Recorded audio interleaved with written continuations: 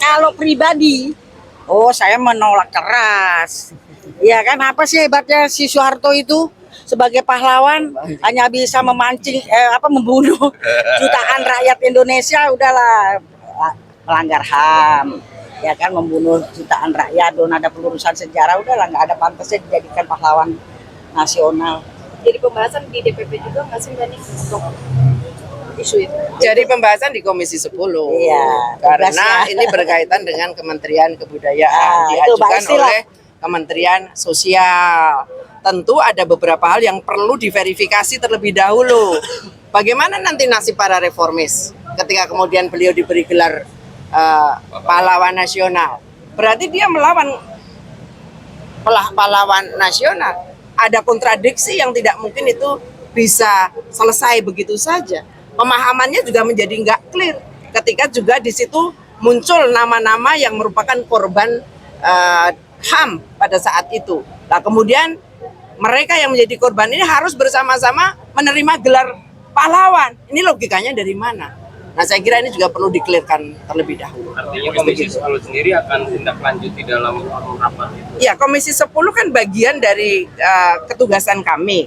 Ketika sudah diusulkan oleh Kementerian Sosial, nah kemudian nanti ada pembahasan dengan Kementerian Kebudayaan berkaitan dengan pemberian gelar-gelar itu. Dalam hal ini Fadlizon kan menjadi bagian yang ada di dalam keputusan untuk menentukan gelar ini diberikan atau tidak.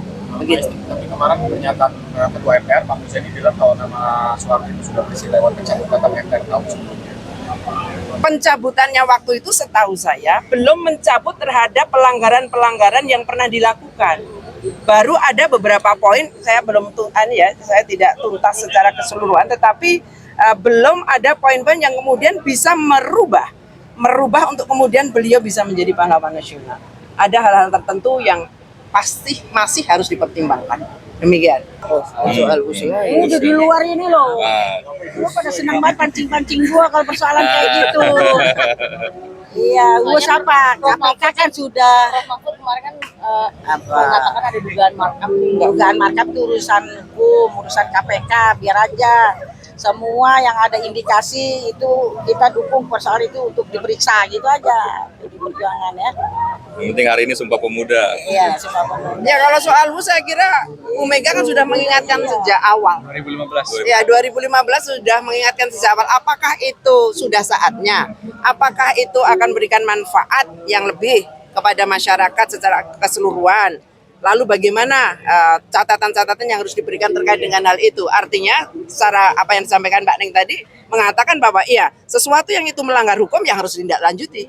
Sesuatu yang memang itu terbukti ada korupsi di situ, ya memang harus ada penindakan dari aparat penegak hukum. Saya kira tegas kalau soal itu.